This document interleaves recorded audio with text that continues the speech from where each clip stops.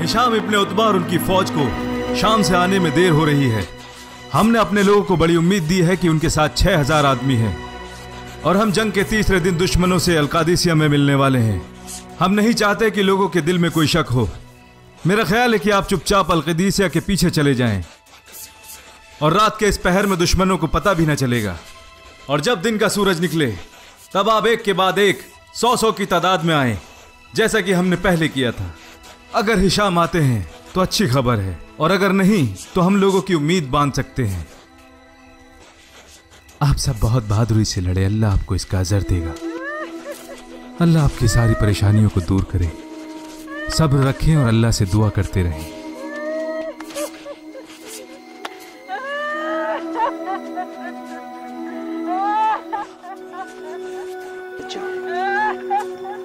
वल्हम्दुलिल्लाहिल्लज़ी शर्रफ़नी बिक़त्लिहिम फ़ी सबीलिही वअसा रब्बी अन यजमअनी बिहिम फ़ी मुस्तक़र्रि रहमतिही।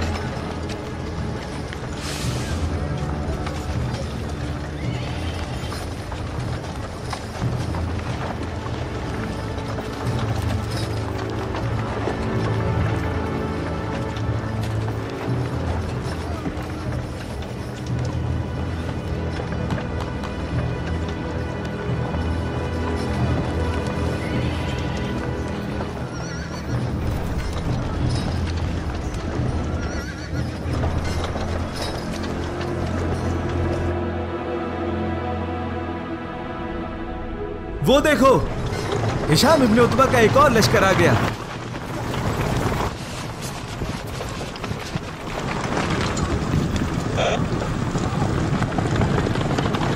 अल्लाह का शुक्र है जिसने जंग होने से पहले ही आपको यहां भेज दिया। सिपाही तीसरे दिन के लिए अपनी जगह संभाल रहे हैं। बाकी फौज कहां है? वो भी आ रही है। मैंने उनको कुछ टुकड़ों में बांट दिया है ताकि हमारे बीच कुछ फासला रहे। लेकिन तुम यहां क्या कर रहे हो?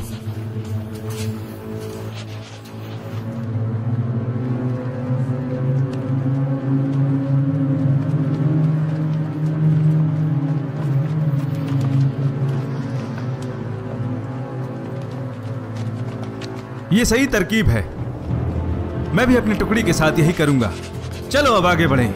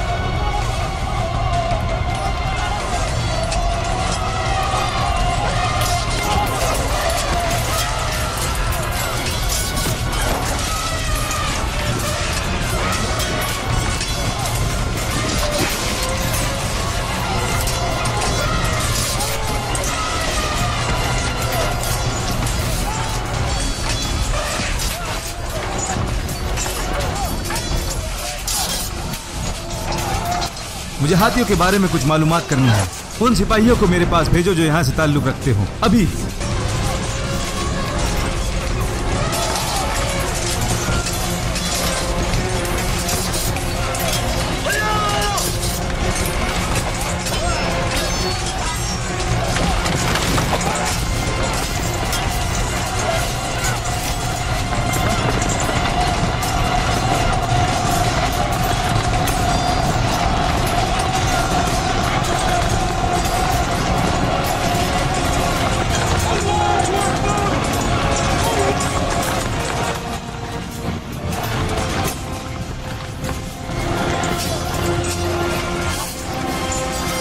अलकाका और आसिम अपने कुछ घुड़सवारों के साथ उन हाथियों की तरफ आगाज करेंगे और बाकी लोग उनकी इताअत करेंगे। उनसे कहो कि वो हाथियों के मुंह और आंखों पर वार करें।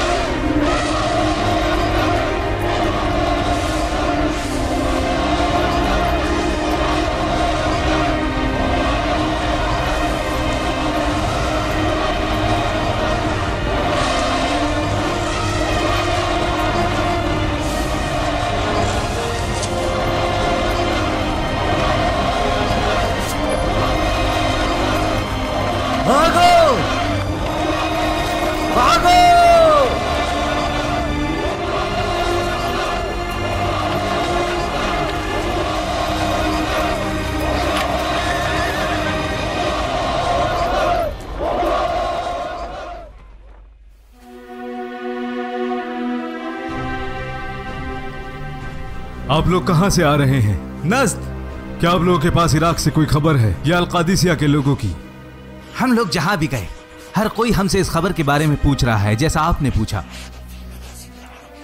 लेकिन जब हम नज़्द से निकले तो हमारे पास ऐसी कोई खबर नहीं थी। अल्लाह ताला आपको खुशखबरी दे मेरे भाई, उस खबर के लिए जिसके लिए आप इतने बेचैन हैं।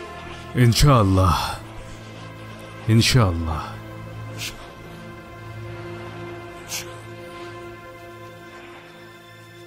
इतने दिन हो गए आपको सवारियों से लगातार पूछते हुए अब्बा जी, लेकिन कोई जवाब न मिल सका।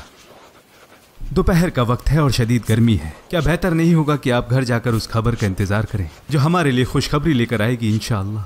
जब साद का कासिद आएगा तो आपको जरूर खबर देगा। मदीना से बाहर आकर खड़े रहने से खबर आने में जल्दी नहीं होगी। तुम वापस जाओ या अब्दुल्ला। जहां तक मेरी बात है, ना तो मैं चैन से बैठ सकता हूं और ना ही चैन से सो सकता हूं जब तक कि अल्लाह मेरे भाइयों की खबर मुझ तक नहीं पहुंचा देता। क्या तुमने अपने अब्बा और अमीरुल मोमिनीन का हुक्म नहीं सुना? अगर यहां रहे तो 2 गलतियों की सजा मिलेगी। जाओ। क्या आप अकेले रहेंगे? मैं बस आपका साथ देना चाहता हूं। जिसका साथ चाहिए वो है फतेह की खबर इंशाअल्लाह।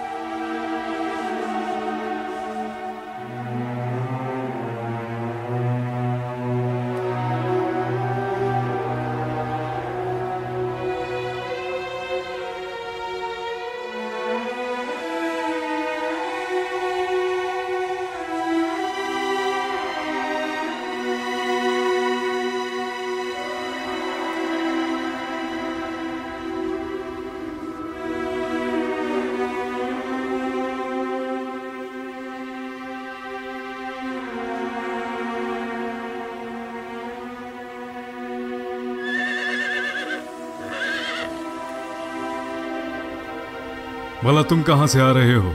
मैं अलकादिसिया से। अरे जरा बताओ मुझे, क्या अल्लाह ने मुशरिकीन पर फतह दी? अल्लाह ने मुशरिकीनों को हरा दिया।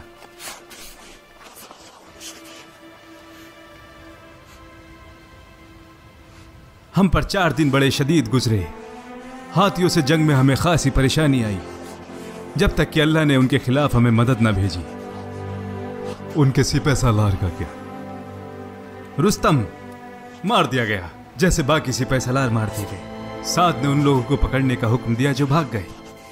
अलकाका ने अपनी जमात के साथ उनका पीछा किया और अल फैरुजान को मार डाला जो उनका बड़ा अजीम सिपह सालार था। बस अल हरमुजान बचकर भाग गया।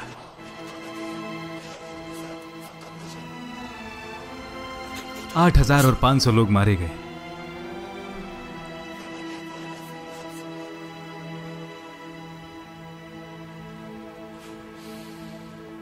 क्या आप जानते हैं अमीरुल मोमिनीन कहां मिलेंगे?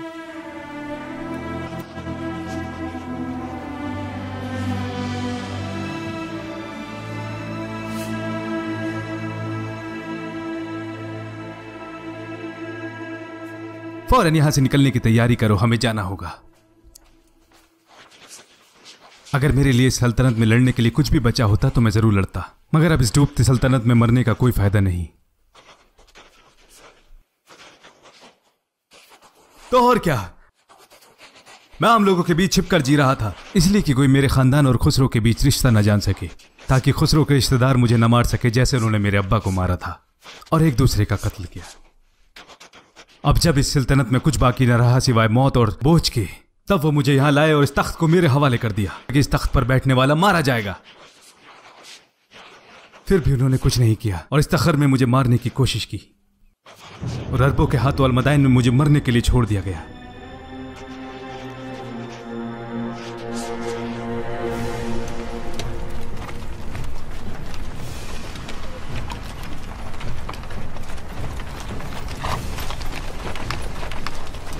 खुसरो का महल, सफेद महल।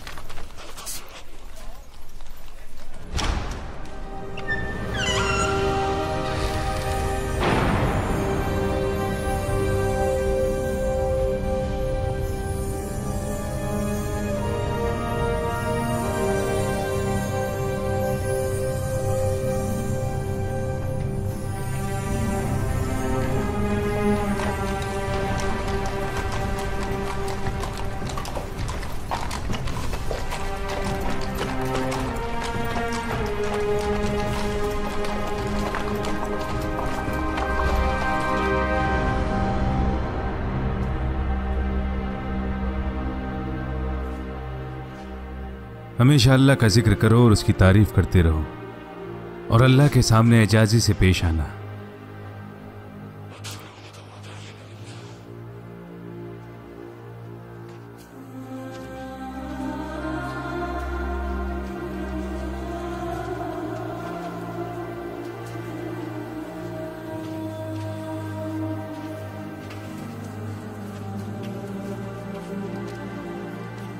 अल्लाह का शुक्र है कि उसने मुझे जवानी में ही यहां से निकालकर इस्लाम में दाखिल कर दिया। मैं इन सब चीजों को देखने का तसव्वुर भी नहीं कर सकता था जब तक मैं यहां उनमें से एक था। हम तो यहां शहजादों और हुक्मरानों के लिए जमीन पर मेहनत किया करते थे, लेकिन फिर भी हमें भरपेट खाने को न मिलता, और हमारी भूख और गुर्बत सिर्फ इसी वजह से थी।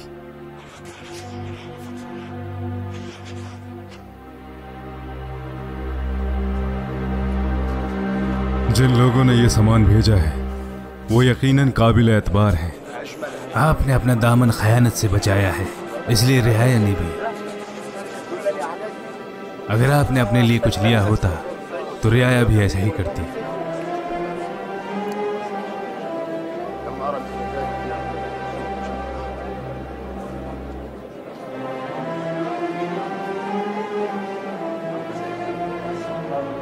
क्या आज भी आप रो रहे हैं अमीरुल मोमिनीन, जबकि आज बड़ी खुशी का दिन है? वल्लाही मैं आप लोगों के सख्त हालात और सादा जिंदगी से नहीं डरता, लेकिन इन सब चीजों से डरता हूं। जब ये दुनिया किसी मुआशरे को ये सब देती है, तब उस कौम के लोगों में हसद, नफरत और खुदगर्जगी पैदा हो जाती है और वो दुनिया को आखिरत पर तरजीह देने लगते हैं। सुराका इब्ने मलिक कहाँ है?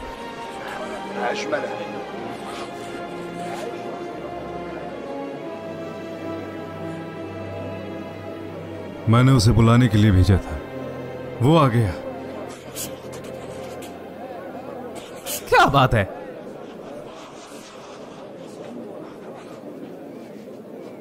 तुम जानते हो ये सब क्या है?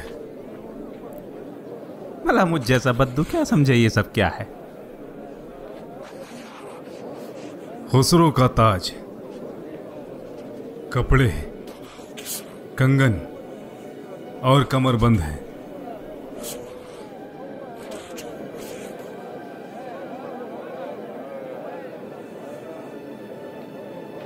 जो वादा किया रसूलुल्लाह ने वो पूरा होने को है। आओ और इन्हें पहनो।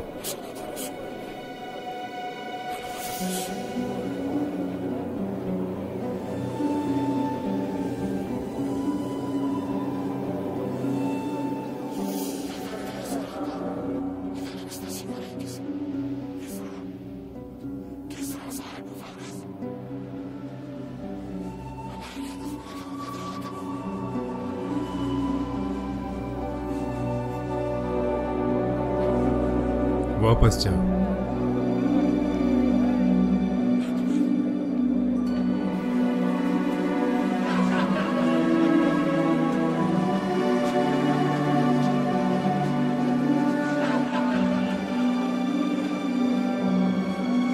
आगे आओ।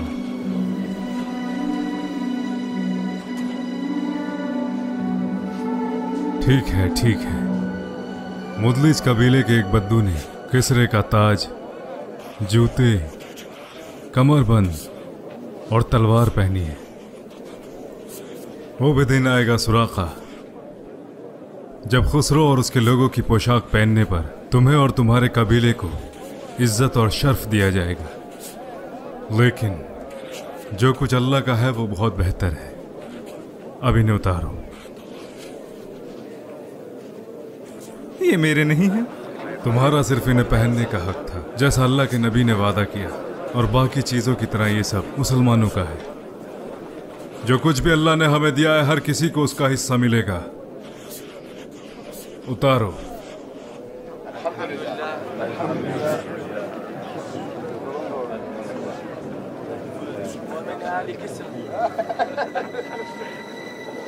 अल्लाह, ये सब तूने अपने नबी और रसूल को अता नहीं किया, जबकि आपके नजदीक वो सबसे ज्यादा मोहब्बत और इज्जत वाले थे।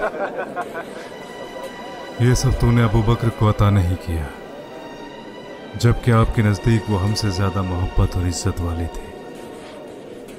ऐ अल्लाह, मैं तुझसे पनाह मांगता हूं, और इन चीजों से भी जो आपने हमें बख्शी है।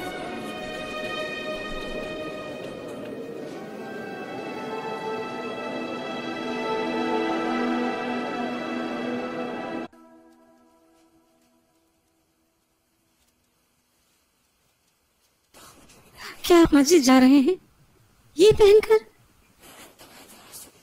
थोड़ा आराम क्यों नहीं कर लेते? इस तरह तो आप खुद को मार डालेंगे। मेरा मुआशरे के साथ ऐसा रिश्ता है जैसे एक बाप अपने बच्चे की फिक्र करता है। मुझे दिन रात उनकी देखभाल करनी है, जैसा मैं हमेशा करता हूँ। अल्लाह जानता है कि मैं रात में क्या करता हूँ, और दिन में भी। जाओ और सो जाओ, अल्लाह रहम करे।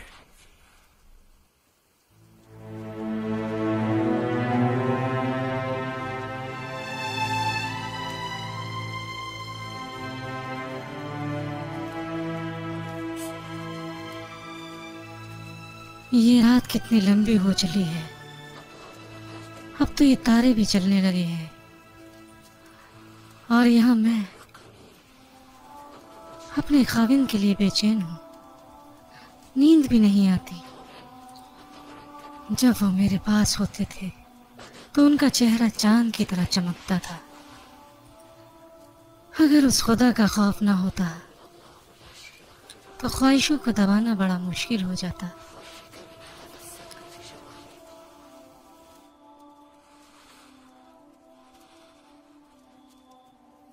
मुझे डर है कि जिसकी नज़र हम पर हमेशा रहती है वो हमारी जिंदगी के सारे अमाल लिखता है। अल्लाह रहम करे। इन्होंने कुछ गलत नहीं किया, बस अपने खाविंद को याद करती हैं, लेकिन इनके अखलाक इनको गुनाह से रोकते हैं। अच्छे अखलाक वही हैं जो खुद को जज्बातों से रोक सकें ताकि गुनाह ना हो। जिस किसी की ख्वाहिशात बाकी न रहे वो अच्छे अमाल का दावा नहीं कर सकता, जिस तरह कोई अपने ख्वाहिशात को रोके बगैर परहेजगारी का दावा नहीं कर सकता। क्या तुम इस घर की औरत को जानते हो असलम? जी मैं इन्हें जानता हूं। इनका शोहर साथ की फौज में है। तो फिर ये हमें पता लगाना होगा कि एक औरत अपने शोहर से कितने दिन दूरी बर्दाश्त कर सकती है। फिर हम अपने सिपाहियों को हुक्म देंगे कि अपने घर से ज्यादा दिन दूर न रहें। अगर ज्यादा दिनों के लिए बाहर हैं तो अपनी बीवियों को भी साथ ले जाएं। शौहर और बीवी के बराबर के हुकूक और फराइज हैं।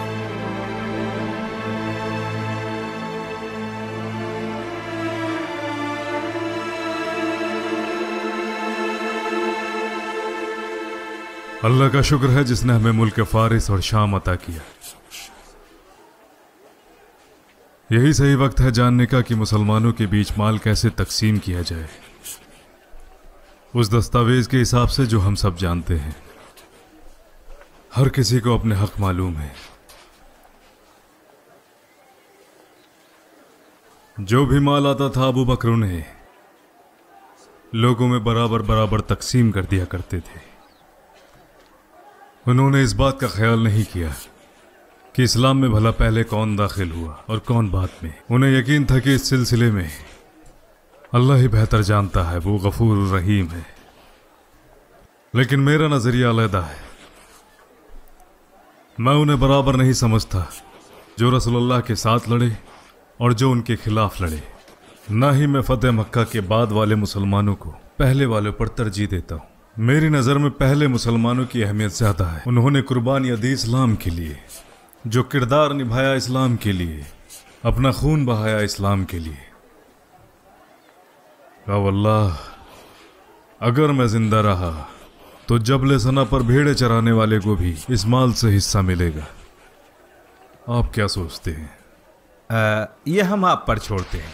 आप वो करें जो आपको सही लगता है। अगर आपका या हमारा नजरिया इससे मुख्तलिफ हुआ तो हम इसके बारे में बाद में बात कर लेंगे। मेरा मानना है कि काफी माल लोगों की मदद के लिए आ गया है और आगे भी बहुत कुछ आने वाला है इंशाअल्लाह। जब सारे फारस पर हमें फतेह मिल जाएगी इंशाअल्लाह। जहां तक शाम की बात है, ये पूरी तरह मुसलमानों के कब्जे में है, सिवाय बैतुल मक़दिस के।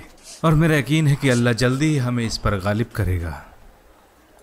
और चूंकि अब लोगों की तादाद बढ़ चुकी है तो अब हमें इसका भी हिसाब रखना होगा कि किसको क्या दिया और किससे क्या लिया, वरना गफलत का सबब बन जाएगा। सही कहा। तो क्या राय है? बिल्कुल वैसे ही जैसे रूम और फारस करते हैं। वजीफा और सिपाहियों के लिए हिसाब किताब करते हैं और उसके लिए किसी को मुकर्रर करते हैं जो इन सब का हिसाब और किताब रख सके, लोगों के ओहदे और वजीफों के एतबार से। फिर हमें पता रहेगा कि हमने बैतुल माल से किसको क्या दिया, और ये भी कि किसको इसका फ़ायदा नहीं पहुंचा, और ये भी कि ज़रूरत के वक्त बैतुल माल में क्या बाकी बचा है। वल्लाह ये बिल्कुल सही मशवरा है। इसी तरीके का इंतज़ाम हमें अपने खतूत और फरमान के लिए भी रखना चाहिए, और जो हमारे लिखे ख़तों को जमा भी कर सकें। हमने बहुत से उलेमा तैनात किए हैं, बहुत जल्द उनके साथ खतूत का सिलसिला बढ़ जाएगा। ज़मीन के जजिया के लिए भी ऐसा ही हिसाब।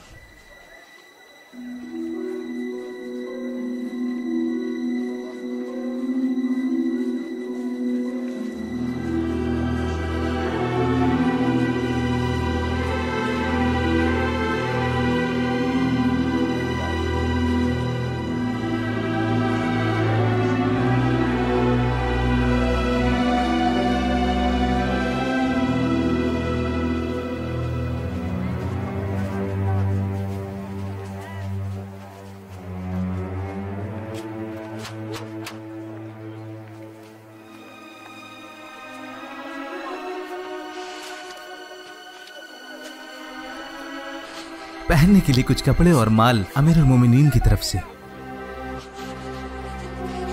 खैर के लिए।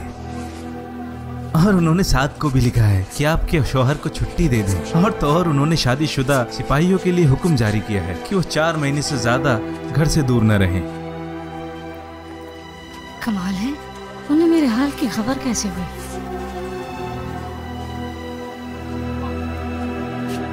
ये बात सही नहीं है अमीरुल मोमिनीन। अल्लाह ताला कुरान में फरमाता है, जान लो कि जंग में माले गनीमत का 5वां हिस्सा अल्लाह और उसके रसूल, करीबी रिश्तेदार, यतीम और ज़रूरतमंदों के लिए है, और जो सफ़र में ज़रूरतमंद है। इराक़ और सीरिया की ज़मीन जो अल्लाह ने मुसलमानों को बख्शी है वो उनके लिए है जो हक़ के लिए वहाँ लड़े, और ये उनमें बराबर तकसीम की जाए, जो भी माल या जो भी ज़मीन है। नहीं, सही नज़रिया अमीरुल मोमिनीन का है। ज़मीन वैसी ही रहेगी, उसे सिपाहियों में तकसीम नहीं किया जाएगा। उससे जो जजिया मिलेगा वो सारे मुसलमानों में तकसीम किया जाएगा, मौजूदा और गैर मौजूदा। इस तरह ये उनमें तकसीम नहीं होगी जो पहले से ही मालदार हैं, और इस तरह हर एक मुसलमान को इस हिस्से से फ़ायदा पहुंचेगा। अगर हम अभी से लोगों में ज़मीन को तकसीम कर दें या मिल्कियत में दे दें, फिर उन मुसलमानों का क्या होगा जो बाद में आने वाले हैं? फिर बच्चों और बेवाओं के लिए उन इलाकों या शाम और इराक़ के दूसरे इलाकों में क्या बाकी रहेगा? सुभान अल्लाह, जो ज़मीन अल्लाह ने उसे फ़तह करने वालों को दी है, आप चाहते हैं कि उसका फ़ायदा उन लोगों को पहुँचे जो वहाँ मौजूद ही ना थे, या वो बच्चे जो अभी पैदा भी नहीं हुए, उस कौम के बच्चे। या भला क्यों नहीं? क्या अल्लाह ने इस ज़माने के लोगों के लिए ही अपने रसूल को भेजा था? यह इस्लाम के सारे हकूक़ इस पीढ़ी के लोगों के लिए हैं। वल्लाह, अल्लाह मुझसे सवाल करेगा उस बारे में जो मेरे बाद होगा। जो भी फैसला हम लेंगे वो उन लोगों के लिए नहीं जो आज हैं, बल्कि उन लोगों के लिए भी है जो बाद में आएंगे। अपनी शैतानियत और गलत फैसलों के लिए हम खुद जिम्मेदार होंगे। हमारे मरने के बाद भी वो बुरा अमीर है जो कहता है कि वो उन लोगों की देखभाल करेगा जो उसके मातहत हैं, और बाद वाले लोगों से उसका कोई लेना देना नहीं। हम आज सबके साथ मिलकर इस्लाम की बुनियाद को मजबूत कर रहे हैं, ताकि आने वाली पीढ़ी के लिए भी ये इबारत मजबूत रहे, चाहे इसके लिए हमें कुछ भी करना पड़े। ना वल्लाह, मैं फतेह हुई ज़मीन को कुछ खास लोगों, दौलतमंदों या एक पीढ़ी में नहीं बांटूंगा, ताकि आने वाली पीढ़ियां मिस्कीन हो जाएं। याद रहे जो अल्लाह फरमाता है, दौलत को सिर्फ दौलतमंदों में ही ना बांटो। यही वजह है। और हमारी सरहदें और शहरों का क्या, जिनकी हिफाजत के लिए फौज की जरूरत है, उनके लिए पैसों का इंतजाम कैसे होगा अगर हम जमीनों को बांट देंगे? सही कहा, मगर इससे भी ज्यादा उन किसानों और काश्तकारों का क्या इराक और सीरिया में? भला उनका क्या होगा कि अगर हमने उनसे जमीनें छीनकर अपने सिपाहियों को दे दी? ये तो फारस के महसूल वसूलने वालों से भी ज्यादा सख्त होगा, और रोमियो से भी। क्या उन्होंने हमारी सल्तनत को कबूल नहीं किया? क्या उनकी जिम्मेदारियां हम पर नहीं है? क्या ये सच नहीं कि उन्होंने हमारी तरफ आकर हमारे इंतजाम को कबूल किया? ये जानकर कि इस्लाम एक सच्चा और मुकम्मल मजहब है, बेहतर यही होगा कि हम उन्हें उनकी ज़मीनों के साथ छोड़ दें और इतना महसूल लें जो हमारी हिफाजत पर खर्च हो सके और आवाम की ज़रूरत पूरी हो सके। इस तरह वो इस्लाम की तरफ रुजू होंगे, और यही हमारा मकसद है। हम उन रूहानी हिदायतों को लोगों तक पहुंचाते हैं, लालच या पैसे के लिए नहीं।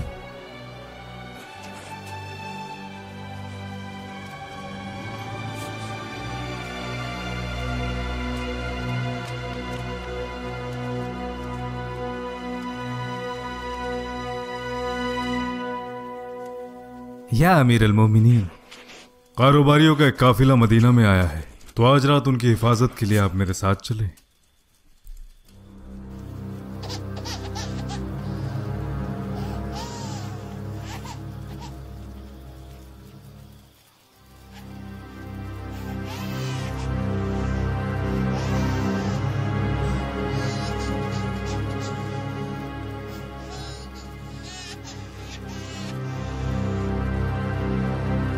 क्या तकलीफ है इस बच्चे को? क्यों ये लगातार रो रहा है? अल्लाह के वास्ते इसका ख्याल रखो।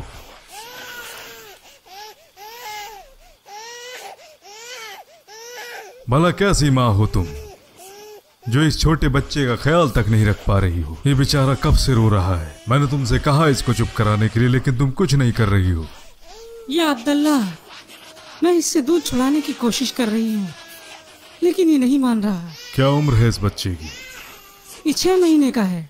तो भला इतनी जल्दी क्यों इसका दूध छुड़ाना चाहती हो? उमर उनको वजीफा देता है जो दूध छोड़ चुके हैं, पीने वालों को नहीं। ला हौल वला कुव्वता इल्ला बिल्लाह। ये तुमने क्या किया है उमर?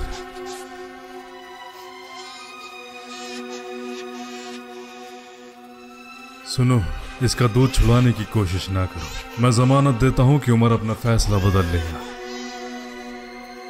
लोगों,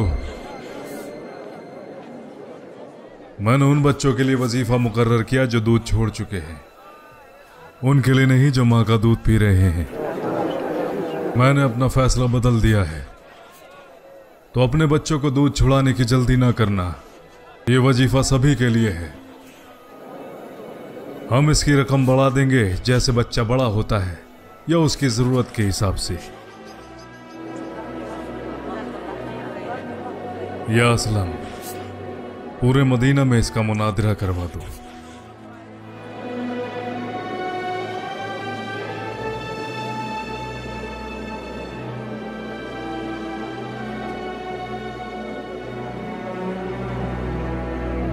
तेरा बुरा हो उमर,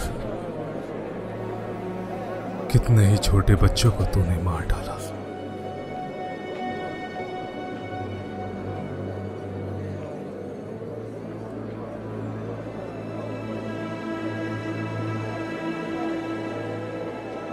ये खत अम्र इब्न अल-आस ने भेजा है, जिन्होंने 4 महीने से बैतुल मक़दस को घेरे रखा है, मगर दीवार की वजह से वो महफूज था।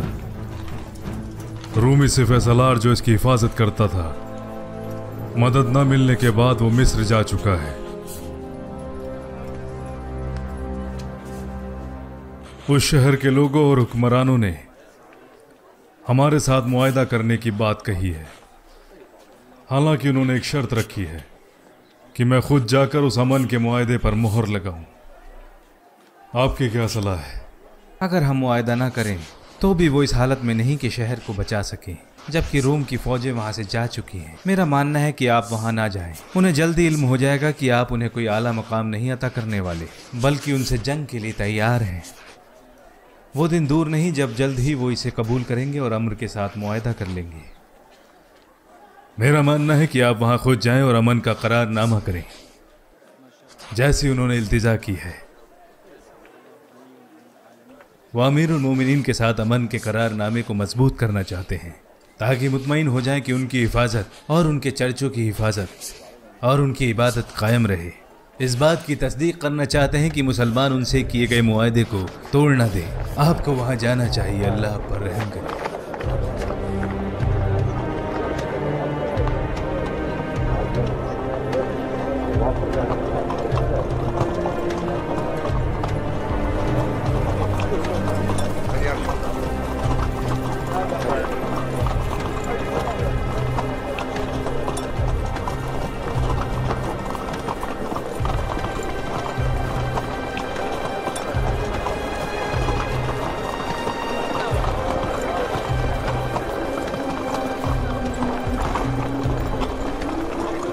इनका खलीफा कौन है?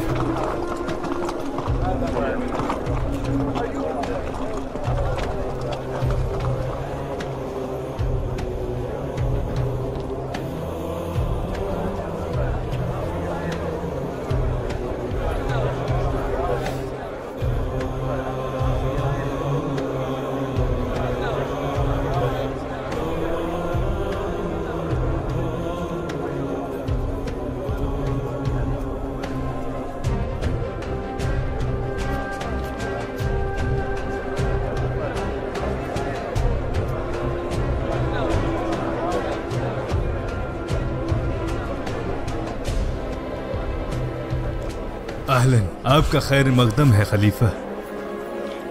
अस्सलाम वालेकुम वरहमतुल्लाह।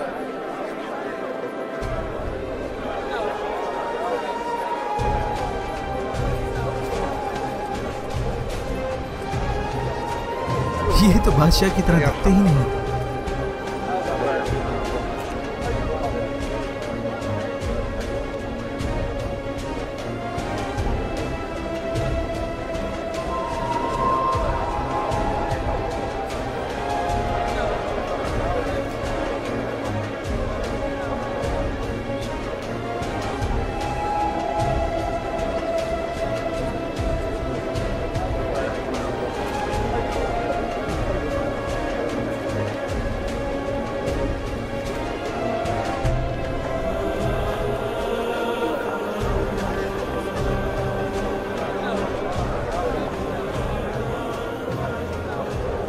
बिस्मिल्लाहिर्रहमानिर्रहीम।